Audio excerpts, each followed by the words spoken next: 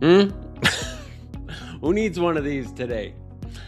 Yeah, don't say that out loud. And boss, maybe this one is for you. Maybe you need this today. And I don't think I'm stepping on toes. I'm just gonna challenge you a little bit today.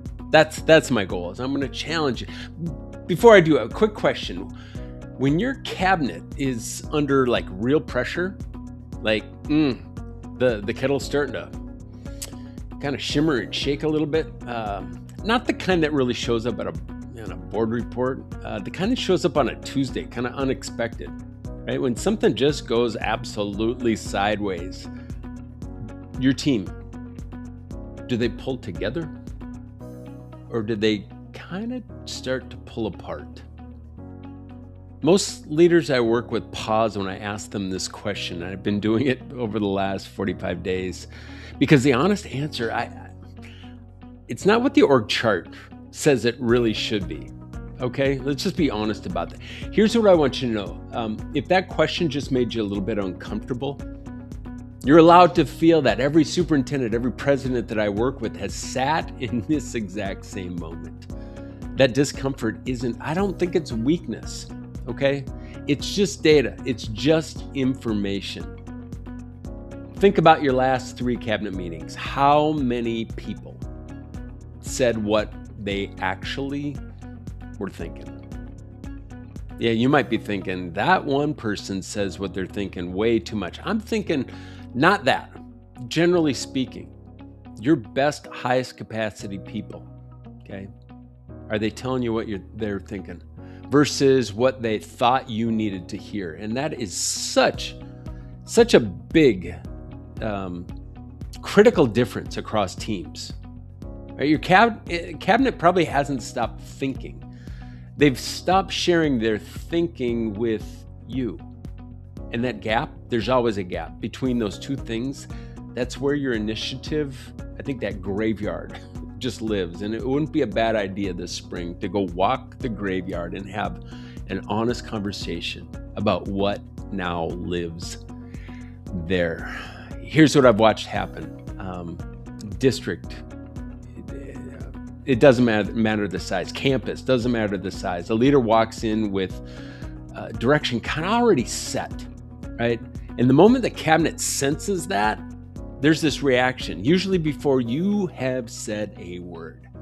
They stop thinking with you and start managing their response to you. Tell me I'm wrong. They stop thinking with you and start managing their response to you. We've been just trained monkeys. We have just been trained to do this if we want to survive in this crazy system that, yeah, I don't know if you built it. It far preceded you in your tenure. It's not because they don't care. Honestly, just the most beloved people are sitting in those seats because they're very good at reading the room. We all are. We've been trained to do that really well. Your cabinet is playing the role that the system trained them to do. Let's just be honest about that. So raise your hand right now if you had the real conversation after the cabinet meeting, maybe in the parking lot, in a text thread, on the way to the car, at the dinner table. Our research across nearly 1,000 teams, it identifies one pattern more consistently than anything else as the predictor of cabinets executing at 60% of their actual capacity. And largely, that's most systems. It's not the wrong people. It's not the wrong strategy. It's the wrong architecture for how thinking actually happens in the room. Cabinets where disagreements happen, it's rare. They don't have high alignment, okay? Oftentimes we get that mistaken. They have high compliance. That's what is faking us out right now. That's the juke. Is it alignment or is it compliance? And compliance executes at a fraction, just a teeny tiny fraction of that capacity that genuine conviction actually produces. And you know the difference, boss. You know that. Let me talk to you about 4 layers. They're sequential and you can't miss a step. Okay? You walk in, layer 1. Let's interrupt the patterns that are already out there. This is going to be really helpful to you. soak this all in, okay? Walk in with a question so specific that it makes the room, well, you what? Because we're usually kind of like vague in our questions, and we get vague responses. How about this? What's the one thing this cabinet has been avoiding naming for the last 90 days? And then just hold it open.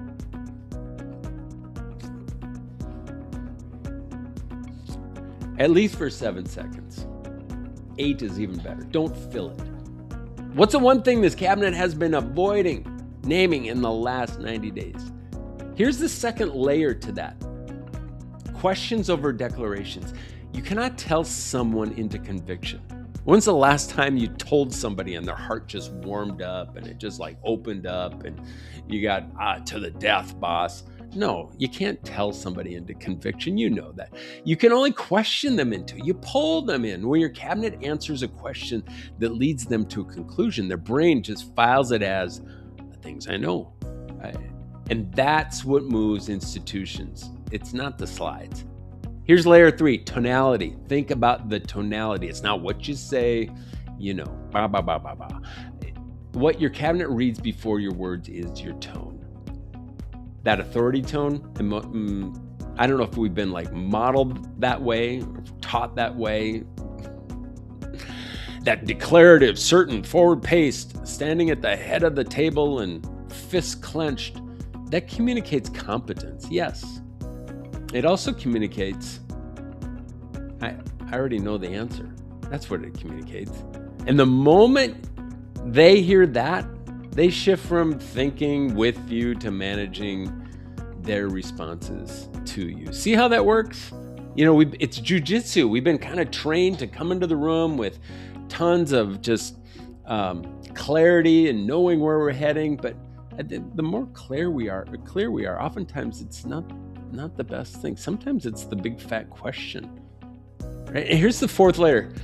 Conviction over consensus. Your cabinet doesn't need you to be certain. They need you to just be convinced. The leader managing towards consensus, creates just nodding rooms, right? You've entered into the nodding house. Yep. The leader genuinely tries to discover what's true. And the thinkers out there are trying to figure out how they engage. So lots of stories around this. We've been talking about this for the last probably 45 days in the Team Institute. Team Institute, it's a 8th session. If you don't know about it, you can grab it off the webpage, higherperformancegroup.com. It's an 8th session. You want to go really deep in order to go really far. It's conversations around competencies that most leadership teams just are not having. So you want to check that out. Because if it's the gap that you've been living between what your cabinet is capable of and what's actually happening across your meetings, that's exactly what the Team Institute is for. So it's not really a commercial. I think it's just a value for you to consider. You can go to higherperformancegroup.com and scroll down under solutions. You'll see the Team Institute and a few other things that might be of interest to you. Before I let you go, last week we took a question from the room. And this one came in ahead of today's little vlog session. So I wrote it down, and this one's from John. John in Missouri. Is it Missouri, John? Missouri? It says, Dr. Joe, we're heading into the end of the year, and I can already see my cabinet starting to coast. Uh-oh. Everyone's focused on finishing, but not building. How do I keep them performing when the year is basically over? Good question, John. Good question. And honest as well. I think here's what's happening. Your cabinet isn't coasting because they're lazy. Let's get that right. They're coasting because the architecture of your year just told them that that's the finish line. And that's people like us. We do things like this. In the last 20 years, that's how we go into the finish line. And finish lines produce finishing behavior. It's just a cultural thing, right? It's not a performance thing. The leaders in our research who avoid that April drift, that May drift, do one thing a little bit differently. They don't try to manufacture urgency around outcomes that are already determined. They shift the conversation to what this year has revealed.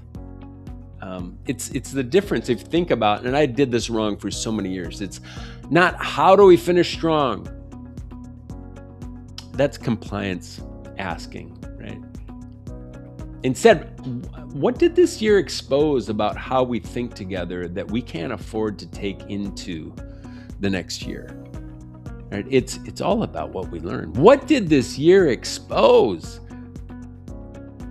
about how we think together that we can't afford not to take into the next year? That question does two things. I think it gives your highest performers something worth engaging, because builders don't coast. They honestly, you know that. Your highest capacity players, they don't know how to coast, right? When there's something real to build, tools out, let's do this. And let's start the architectural work. Let's start it before fall, before summer break fragments and the team's institutional memory just, what? I think the teams that hit the ground running in August, honestly, are they're not the ones who kind of pushed harder in May. They're the ones who used May to name what wasn't working while it was still fresh enough to fix it. So there's your challenge. There's your charge. You can comment below with your question for next week. We'll have another question for next week. And I hope that's just a value-laden part of this vlog. So yeah, there are plenty of coasters out there and you're not a coaster. There are plenty of dreamers out there and you're better than dreaming. There's loads of climbers. Still not good enough. Boss, you're a builder and your community deserves you to be a builder. Your students deserve you to be a builder. And yeah, my Dukes are up for you. Let me know how we can fight for you, because that's really what it's all about.